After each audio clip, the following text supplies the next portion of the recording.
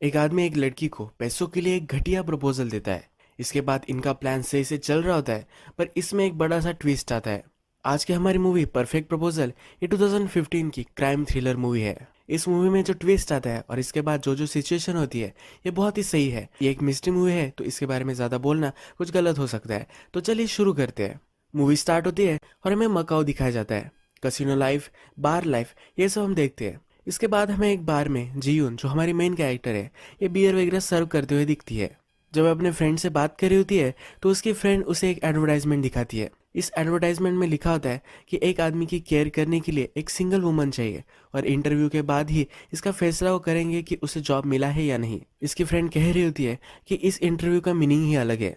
बूढ़े आदमी को मजे करने हैं, इसलिए उसे लड़की चाहिए। इसमें पैसे भी बहुत सारे मिलने वाले होते हैं। ये दोनों जब बात कर रहे होते हैं तब जून का पार्टनर वहां आता है। जून का पार्टनर और जून इन दोनों ने मिलकर ये बार चलाया था। ये दोनों प्रॉफिट बांट कर ये बार चलाने वाले थे, पर 2-3 महीने हो चुके हैं और उसके पार्टनर ने उसे कुछ भी प्रॉफिट वगैरह नहीं दिया। उल्टा उस पर बहुत सारा कर्जा है। उसके पीछे पीछे मेंस बाथरूम तक चली जाती है। ये उसे कहती है कि जल्द से जल्द तुम मुझे मेरे पैसे दो।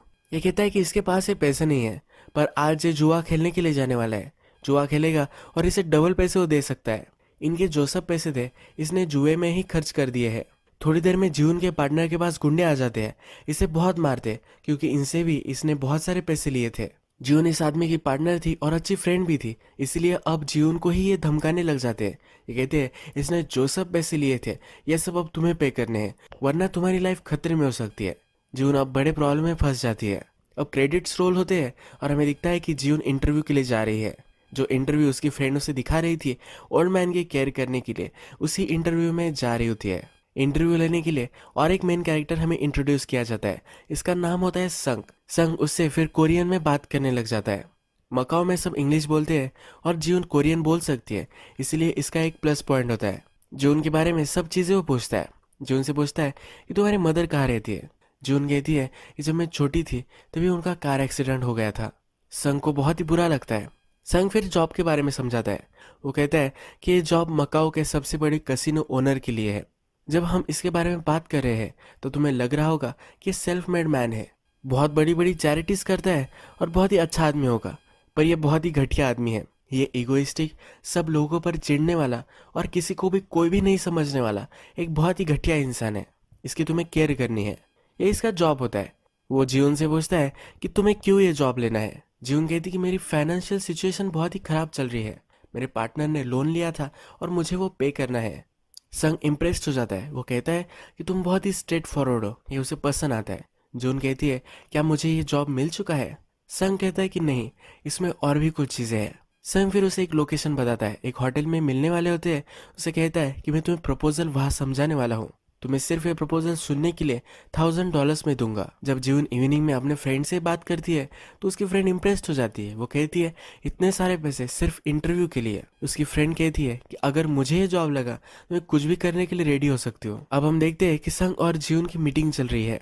संग फिर उसे सब कुछ समझाता है। संग फिर कहता है कि मैं जो तुम्हें प्रपोजल देने वाला हूँ, अगर तुम्हें अनकंफर्टेबल लगे तुम कभी भी उठकर जा सकते हो। ये $1000 किसी को भी ये बात ना बताने के लिए है। जिस ओल्ड मैन की जीवन को केयर करनी होती है इसका नाम होता है किम। संग फिर कहता है किम की फैमिली एक एक्सीडेंट में मर गई थी, उसके बाद ये कभी भी घर नहीं गया है, ये यार्ड पर ही रहता है। ये बहुत ही अकेला हो चुका था तो उसके सर्वेंट के साथ ही रहता है। एक दिन उसे ऐसे ही याद आ गई, वो जब यंग था तब एक लड़की के साथ इसने अनैतिक संबंध बनाए थे। इसी वजह से उसे एक लड़का भी था, यही लड़का संग है। जीवन को समझ में नहीं आ रहा होता कि ये कह क्या रहा है। संग फिर कहता है कि किम के बारे में मुझे सब कुछ पता है। उसे किस तरह की लड़कियां पसंद है, किस तरह की चीज़ें उसे करनी अच्छी लगती है, किस तरह की बातें उसे अच्छी लगती है, सब कुछ चीज़ें मुझे पता है। संग को अब किम से बदला लेना है। किम की जो सब प्रॉपर्टी है यह संग को नहीं देने वाला, यह सब प्रॉपर्टी चैरिटी में दे देने वाला है, इसीलिए संग इसे बदला लेना चाहता है। संग कहता है कि तुम्हें इससे शादी करनी है। अगर जीवन किम से शादी कर लेगी तो सब प्रॉपर्टी जीवन को चली जाएगी। संग कहता है कि किम जब मर जाएगा तो 50-50 प्रॉपर्टी हम बांट लेंगे। जीवन को आइडिया पसंद नहीं आता, वो उठ जाती है। ये कहती है कि क्या एक घटिया प्रपोजल है।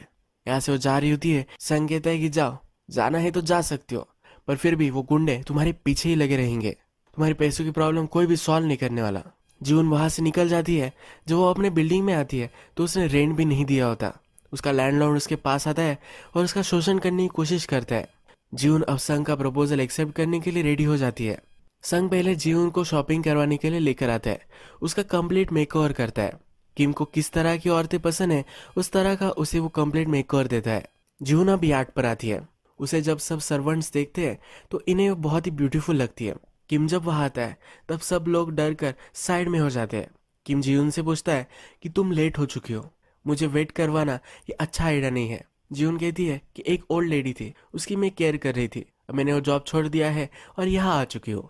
किम कहता है या तुम्हें पता है कि मैं कितना बड़ा आदमी हूँ, सारे कसिनो सारे यार्ड्स वगैरह सब कुछ मैं ओन करता हूँ, किसी ओल्ड लेडी के लिए तुम मुझे वेट नहीं करवा सकती। किम फिर उसे इंस्ट्रक्शन देता है। किम कहता है मैं सीटी बजाऊंगा, मैं अगर सीटी बजाता हूँ तो तुम्हें 2 मिनट में मेरे पास आ जाना है। जीवन कहती है कि मेरी सर्विसेज के लिए तुम मुझे पे कर रहे हो, तुम मुझे इस तरह से डिसरिस्पेक्ट नहीं कर सकते, तुम्हें मुझे सही से ट्रीट करना है। और ये जो सिटी वगैरह तुम कह रहे हो ये मैं नहीं करने वाली, तुम मुझे मेरे नाम से पुकारोगे, अगर कोई अर्जेंट काम है तो मुझे कॉल भी कर सकते हो। संग ने जीवन को कहा होता है किम बहुत ही अड़ियल है, तुम उसे जितना तंग करोगी उतना ही उसका फ्रस्ट्रेशन बढ़ता जाएगा, वो तुम्हें पैसे ऑफर करने की कोशिश करेगा और जब उसे पता चलेगा कि पैसों से तुम्हें वो बाय नहीं कर सकता तब वो तुमसे शादी करने की कोशिश कर सकता है। यही इनका प्लान होता है। तो यही जीवन अब इस्टेब्लिश कर रही होती है। इस यार्ड की वेटर जीवन को सब जगह वगैरह दिखाती है, उसका रूम भी उसे दिखाती है। जीवन को यह जगह बहुत ही पसंद आती है। रात में संग और जीवन दोनों डेक पर मिलते हैं। कहता है तुम्हारा फर्स्ट इंप्रेशन तो बहुत ही बढ़िया था। जून भी डर रही थी पर फिर भी इसने अच्छा इंप्रेशन दिया है। संग कहता है कि किम को हमेशा लगता था कि उसके पैसों के लिए सब औरतें उसके पास होती है, अब उन्हें इसके ऑपोजिट प्रूव करना है। नेक्स्ट दिन जून बेथिंग सूट में बात वगैरह लेती है। किम उसे ही देख रहा होता है। किम के पास जून आती है, उसका ब्लड प्रेशर वगैरह सब कुछ चेक कर रही होती है। तभी किम को एक सिगरेट चाहिए होती है। डॉक्टर ने मना किया होता है तो जून भी अब मना कर रही होती है। किम अब उसे $100 की नोट देता है, कहता है कि मुझे तुम सिगरेट दे दो और किसी को भी बताना मत। जून कहती है कि मैं ये नहीं करने वाली। किम अपने एक बॉक्स में से एक रूबी डायमंड वाला नेकलेस निकालता है, वो उसे ऑफर करता है। जून कहती है कि बहुत ही ब्यूटीफुल है, फिर भी ये ऑफर एक्सेप्ट नहीं कर सकती। अब किम इस बार बहुत ही चिढ़ जाता है, कहता है मैं पैसे पे करता हूँ, मैं जो कहूँगा वो तुम्हें करना पड़ेगा, मेरे खिलाफ अगर तुम जाओगी तुम्हारी लाइफ में हेल बना दूंगा। जून कहती है हो गया तुम्हारा और वहां से चली जाती है। बाद में हम देखते हैं कि जून ने अभी अभी जॉब लिया है तो इसकी वेलकम पार्टी चल रही होती है। इस पार्टी में संग और जून को नाचने के लिए कहते हैं। ये दोनों बहुत ही ब्यूटीफुल डांस करते हैं।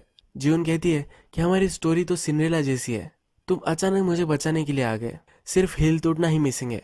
और यहाँ इस डांस करते हुए इसकी हिल भी टूट जाती है। नेक्स्ट रात हम देखते हैं किम और उसका कैप्टन ये दोनों कोरियन चेस खेल रहे होते हैं। इस यार्ड की वेटर जब उसके पास आती है तो किम कहता है कि अब से तुम मुझे लीकर सर्व नहीं करोगे। किम कहता है कि मुझे दारू के नाम पर पानी नहीं पीना है। थोड़ी देर में जीवन भी वहां आती है और इनका गेम देखती है। गेम देखकर इसे पता चल जाता है कि कैप्टन किम को हरा सकता है। कैप्टन को चाल बताती है और किम सच में हार भी जाता है।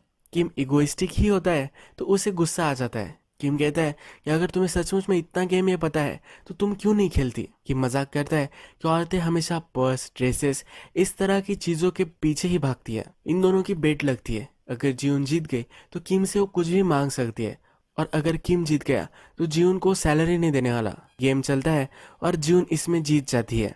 जीवन किम को कहती है कि तुम्हारे रूम में पियानो है जो तुम कभी भी नहीं बजाते। ये पियानो वो मांग लेती है। ऐसा करने के लिए संग ने ही उसे कहा होता है। अब सब नौकर लोग सीरियस हो जाते हैं और वहां से चले जाते हैं। थोड़ी देर में जीवन वेटर से पूछती है कि ऐसा क्या हो गया है। ये वेटर कहती है कि किम अपनी फैमिली के लिए पियानो बजाता था, उनका एक्सीडेंट हो गया, इसके बाद कभी भी उसने पियानो नहीं बजाया है। जीवन को बहुत ही बुरा लगता है। ये वेटर वंडर करती है कि वो उसके दारू में पानी मिलाती थी, ये किम को कैसे पता था। ये पॉइंट आप ध्यान रखना, ये मूवी के लास्ट में आपको पता चलेगा। जून फिर किम के पास आती है और उसे सॉरी कहती है। किम कहता है कि मुझे भी ज्यादा पास में ड्वेल नहीं करना चाहिए। जून कहती है कि मैं ये सब कुछ समझ सकती हूँ, उसकी मदर का भी एक्सीडेंट हुआ था, जब ये स्कूल में थी तभी इसके टीचर ने उसे बताया था, पूरे रास्ते भर इसे कुछ भी मालूम ही नहीं था, इस सब से ये भी गुजर चुकी है। किम कहता है कि इस तरह की बातें उसे पसंद नहीं है, उसे वहां से निकल जाने के लिए कहता है। किम के लिए जून को बहुत बुरा लगता है। रात में संग जून से मिलता है। जून से पूछती है तुम्हें मुझे पहले बता देना चाहिए था। संग कहता है कि अगर मैं तुम्हें पहले बता देता तो अब जो नेचुरल इफेक्ट आया है ये नहीं आ पाता। जून को कहता है तुम्हें इमोशनल नहीं होना है, हम जो कर रहे हैं ये स्ट्रिक्टली प्रोफेशनल हमें रखना है। ये जब बात कर रहे होते हैं तो यार्ड का सर्वेंट यहाँ आ जाता है। इन्हें देख सकता है तो ये दोनों छुप जाते हैं, एक दूसरे के पास आ जाते हैं। संग इसे किस करने वाला होता है पर अपने आप को ये रोक लेता है।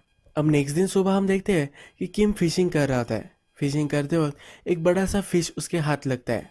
ये फिश बहुत ही बड़ा होता है और इसकी वजह से इसकी व्हेल चेयर हिलने लग जाती है। ये नीचे पानी में गिर सकता है पर फिर भी ये फिश छोड़ नहीं रहा होता। जिम इशारे इशारे में एक सर्वेंट को कहती है कि इसकी स्ट्रिंग ही तुम काट दो। अब किम इस सर्वेंट पर बहुत ही चिढ़ जाता है। वो कहता है कि अभी के अभी जाओ और वो फिश लेकर आओ। अगर तुम ये नहीं कर सकते तुम्हें ये स्टेक खाना पड़ेगा। ये जो सर्वेंट है ये पाकिस्तानी होता है और कोरियंस को लगता है कि पाकिस्तानी लोग स्टेक नहीं खा सकते। डायरेक्टर को पता नहीं होगा। एनीवे ये इसे स्टेक खाने के लिए मजबूर करता है। ये मुंह में तो लेता है पर एक खा नहीं रहा होता। जून कहती है कि तुम ये गलत कर रहे हो, ये सब अब बंद कर दो। किम इस पर बहुत ही चिढ़ जाता है। वो कहता है कि इस यार्ड का ओनर मैं हूँ, मेरे लिए कोई भी डिसीजन नहीं ले सकता, मैं जो कहूँगा वही होगा। ये बहुत ही चिढ़ जाता है और सब कुछ खाना वगैरह नीचे गिरा देता है। जून को भी यहाँ से निकल जाने के लिए कहता है। जून अब ये जॉब छोड़कर घर आ जाती है। संग और वो दोनों पास आ चुके थे, इसकी भी उसे याद आती है। संग रात में इसके पास आता है। वो कहता है कि अब तुम्हें जॉब पर फिर से वापस आ जाना चाहिए। जीवन कहती है कि ये मैं नहीं कर सकती। संग उसे फिर से पैसों का लालच देता है। जीवन कहती है कि इतने सारे पैसे हैं, ये पता है मुझे, पर अगर मैं उससे शादी करूंगी फिर भी ये और 10-12 साल जिएगा, तब तक ये मेरी लाइफ हेल बना देगा। इसके साथ मैं कभी भी नहीं जी सकती। संग कहता है कि क्या तुम कह रही हो या उसे मार देना चाहिए। जीवन कहती है कि अगर वो मर गया तो यही सही होगा। ये वो ऑफर नहीं लेने वाली तो संग यहाँ से चला जाता है। रात में किम को बहुत ही बुरा लगता है। किम का जो कैप्टन होता है उसके अच्छी फ्रेंड की तरह होता है। ये उसके साथ बहुत ही पहले से है। ये कैप्टन कहता है कि मुझे आप अलग लग रहे हो। जब आपकी फैमिली थी तब आप जिस तरह से थे उसी तरह से मुझे आजकल तुम लग रहे थे। जिस तरह से आपकी वाइफ थी जो हमेशा से आपको सही रास्ता दिखाती थी, कोई भी गलत चीज़ें करने से आपको गाइड करती थी, उसी तरह से जीवन थी। जीवन ने कुछ भी गलत नहीं किया, ये उसे समझा रहा होता है। किम भी इस पर बहुत ही थॉट देता है। किम नेक्स्ट दिन जीवन के पास आ जाता है। जीवन को कहता है कि फिर से तुम यार्ड पर वापस आ जाओ। उसे इसके लिए बहुत सारे पैसे देने वाला होता है। जीवन कहती है कि अगर फिर से तुमने पैसों की बात की तो वहाँ से वो चली जाएगी। किम कहता है कि लाइफ में मैं रूथलेस था, बिजनेस वगैरह सब कुछ संभाल रहा था और मैं लोगों को पुश कर रहा था। मुझे हमेशा से लगता था कि औरतें मेरे पास सिर्फ मेरे पैसों के लिए आती है, पर तुम बहुत ही अलग हो। इसीलिए अब जीवन को मैरिज के लिए प्रपोज करता है। जीवन भी इसके लिए हाँ कर देती है और अब इनका मैरिज होने वाला है। किम को जब संग रेडी कर रहा होता है तो संग एक कैसीनो के बारे में पूछता है। वहाँ और एक नया मैनेजर लगने वाला होता है। ये कैसीनो किम संग को नहीं देता तो उसके एक सर्वेंट को दे देता है। किम को कहता है कि उसने तुमसे ज़्यादा मुझे सर्व किया है, वो हार्ड वर्किंग भी है। उसे नहीं लगता कि संग कुछ भी सही से संभाल पाएगा। वो कहता है कि तुम तुम्हारी मदर की तरह ही वीक हो। संग इस पर नाराज हो जाता है। वो कहता है कि तुम्हारे पास हो ये तुम्हारे पैसों के लिए ही हो। मेरी मदर तुमसे बहुत ही प्यार करती है, तुम्हें मेरी मदर के बारे में कुछ भी बात नहीं करनी है। वो तुमसे प्यार करती थी, इसी वजह से उसने मुझे बर दिया था। वो 30 साल तक तुम्हें याद करती रही। लास्ट में उसके इलाज के भी हमारे पास पैसे नहीं थे, इसी वजह से वो मर गई। इसके बाद हम देखते हैं कि किम और जीवन की शादी हो जाती है। रात में जब ये दोनों बात कर रहे होते हैं तो किम जीवन से कहता है कि अब सब रिपोर्टर्स तुम्हारे पीछे होंगे, ये सब तुम्हें सिंड्रेला पुकार रहे हैं, तुम्हारे ऊपर बहुत सारे आर्टिकल सब होंगे। किम सिंड्रेला के बारे में कहते हुए कहता है कि जब सिंड्रेला का शूज टूट गया था और जब वो प्रिंस से फिर से मिल नहीं पाती तब उसके पास दो ऑप्शंस थे। वो मिरर में देख सकती थी और जिस तरह से वो प्रिटी थी उसे याद कर सकती थी। दूसरा ऑप्शन था कि उसकी स्टेप मदर के साथ जब वो रह रही थी वैसे वो अपने आप को दिखा सकती थी। वो अपने आप को इस मिरर में देखकर बदल सकती थी। उसे जिस तरीके का पर्सन बनना था उस तरीके का पर्सन वो बन सकती थी। ये इसकी चॉइस थी। जून कहती है कि क्या ये सचमुच में पॉसिबल है। किम कहता है कि हाँ, मेरी एक एम्प्लॉय थी जो सर्कस में काम करती थी, उसने लॉयली मुझे सर्व किया और इसके बाद मैंने अब उसे कसिनो दे दिया है। इसके बाद हम देखते हैं कि जब ये सेलिब्रेशन खत्म हो जाता है तब यार्ड के डेक पर संग और जीवन मिलते हैं। संग कहता है क्या तुम अब हमारी डील भूल तो नहीं जाओगी ना। जीवन कहती है कि नहीं, ऐसा नहीं करूँगी। संग इसके पास आता है और इसे किस करता है। नेक्स्ट दिन सुबह जीवन उठती है और किम को देखती है तो किम मर गया होता है। ये संग को पास बुलाती है और संग भी इस पर बिलीव नहीं कर पाता। संग कहता है कि किम ने अपनी विल चेंज कर दी थी, उसके मरने के बाद तुम्हें ही ये विल मिलने वाली है, पर अभी तक इसके ऑफिशियल सब कुछ काम हो नहीं गया है। ये जब समुंदर से सिटी में पहुंचेंगे इसके बाद ये सब काम वो कर सकता है। संग जीवन से कहता है कि जब तक ये ऑफिशियल नहीं हो जाता तब तक हमें ऐसे प्रिटेंड करना है कि अभी भी किम जिंदा है, किसी को भी अंदर मत आने देना। जीवन उस पर डर गई होती है, ये वो नहीं कर सकती, पर संग उसे मोटिवेट करता है और वहां से चला जाता है। जीवन अब किम को रेडी करती है। किम बहुत ही बीमार है और किसी से वो बात नहीं करना चाहता, इस तरह से वो प्रिटेंड कर रही होती है। जब वे शहर पहुंच जाते हैं तो संग कहता है कि अब तुम्हें किम को घर लेकर जाना है। जीवन कहती है कि ये कैसे पॉसिबल है, ये वो नहीं कर सकती। संग कहता है कि अगर तुमने ऐसा नहीं किया तो सब कुछ हमारा वेस्ट हो जाएगा। 2-3 आवर्स की ही बात है, तुम इसे घर लेकर जाओ, सब फॉर्मेलिटीज कंप्लीट कर कर मैं फिर से वापस आ जाऊंगा। जून फिर किम को व्हीलचेयर पर बैठाती है और सब सर्वेंट को बिलीव करवाती है कि ये बहुत ही ज्यादा बीमार है और किसी से भी बात नहीं कर पाएगा। जब वे घर पर आते हैं तो किम की जो सर्वेंट थी, जो इसे बहुत ही लॉयल थी, वो वहाँ होती है। ये कहती है किम को जो फेवरेट है वो मैंने बनवाया है। किम हमेशा जब घर आता है तो तुरंत खाना खाता है। जून कहती है कि आज ऐसा नहीं होगा, वो अपने रूम में ही खाना खाएगा। ये सर्वेंट कहती है कि ऐसा तो पहले कभी नहीं हुआ है। जून कहती है कि अब मैं इसकी वाइफ बन चुकी हूँ, जो भी होगा वो मेरे तरीके से होगा। संग जून के पास आता है। जून उसे फिर से पूछती है तो किम कहता है कि अभी थोड़ा ही टाइम लगने वाला है। संग उसे कहता है किम की डेथ कल रात ही हो चुकी थी, अगर पुलिस ने ऑटोप्सी की तो उन्हें पता चल सकता है कि किम की डेथ अभी नहीं हुई है। हमें अब इस ऑटोप्सी को जलावा देना है, इसीलिए वो कहता है कि फूड अब तुम मंगवा लो। एक ट्यूब वो जीवन को देता है और कहता है इस ट्यूब से तुम इसे खाना खिलवाओ। किम ने खाना खाया था तो इससे प्रूव हो सकता है कि वो अभी तक जिंदा था। जीवन तो पहले मना ही कर रही होती है, पर संग उसे कन्विंस कर कर वहां से चला जाता है। जाते वक्त संग को सर्वेंट भी मिलती है। सर्वेंट कहती है कि आज मुझे कुछ गड़बड़ लग रही है, किम उससे मिल नहीं रहा। संग कहता है कि अगर तुम्हें उससे मिलना है तो तुम मिल सकती हो, पर वो सोया हुआ है। पिछली बार जब तुमने उसे जगाया था तब कितना बड़ा तमाशा हुआ था, कि तुम्हें याद है। ये सर्वेंट फिर डर जाती है और अंदर नहीं आती। थोड़ी देर में हम देखते हैं कि घर में एक आदमी आता है। जून दरवाज़ा खोलती है और कहती है क्या तुम ऑटोप्सी करने वाले हो। ये कहता है कि नहीं, मैं पुलिस वाला हूँ, यहाँ कुछ तो गड़बड़ चल रही है, ये मुझे पता है। डेड बॉडी अंदर देखकर अब जीवन को अरेस्ट कर लेता है। जीवन के ऊपर डायरेक्टली मर्डर का इल्जाम वो लगा रहे होते हैं। जीवन के बाथरूम में उन्हें ट्यूब्स वगैरह मिली थी, यानी किम पहले ही मर चुका था। सब सर्वेंट से भी इन्होंने पूछा है, जिनसे पता चल चुका है कि जीवन ये कवर अप कर रही थी। जून बहुत ही डर जाती है क्योंकि इस पर सीरियस चार्जेस सब लग सकते हैं। जून अब डर जाती है, ये सब कुछ सच सच बता देती है। ये कहती है कि संग और मेरा ये प्लान था, संग व्हील चेंज कर कर आने वाला था और मैं तब तक इस बॉडी का ख्याल रखने वाली थी, पर फिर भी ये मर्डर मैंने नहीं किया है। संग को डिटेक्टिव बुलवाता है। जीवन कहती है कि सब कुछ सच अब तुम इन्हें बता दो। संग कहता है तुम जो बोल रही हो ये मुझे कुछ भी समझ में नहीं आ रहा। जून बहुत ही डिस्टर्ब हो जाती है और वही गिर जाती है। इसे हॉस्पिटल में एडमिट किया जाता है। वह उसे संग मिलने के लिए आता है। संग उसे कहता है कि 2 व्हील वहाँ थे ही नहीं, जो पहली व्हील थी यही ओरिजिनल व्हील थी। इसमें लिखा हुआ था कि किम अगर मर गया तो सब प्रॉपर्टी चैरिटी को चली जाएगी, पर अगर इसने शादी की तो उसकी वाइफ को सब प्रॉपर्टी मिलने वाली है।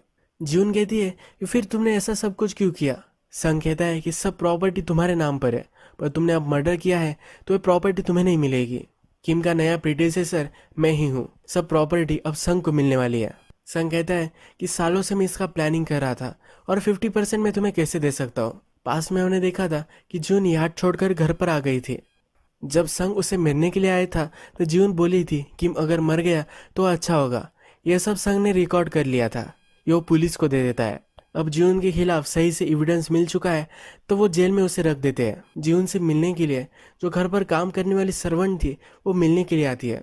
जून इसे कहती है ये जो सब हो रहा है ये सब गलत है, मैंने कुछ भी नहीं किया है।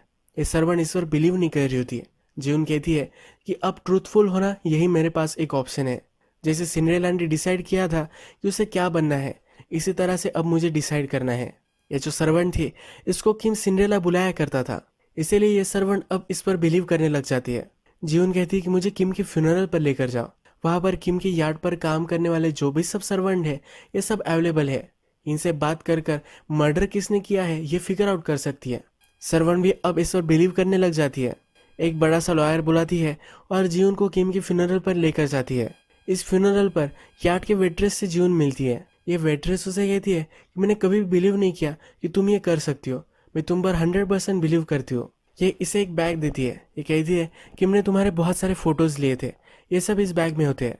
किम का एक कुत्ता भी था, ये इस वेट्रेस के पास है। ये वेट्रेस कहती है कि इस कुत्ते का क्या करना है ये मुझे समझ में नहीं आ रहा। जून कुछ भी नहीं कहती और वहां से निकल जाती है। इस फ्यूनरल पर पाकिस्तानी सर्वेंट संग से मिलता है। ये कहता है कि यार्ड पर कुछ गड़बड़ था, इसके लिए इसके पास कुछ एविडेंस है।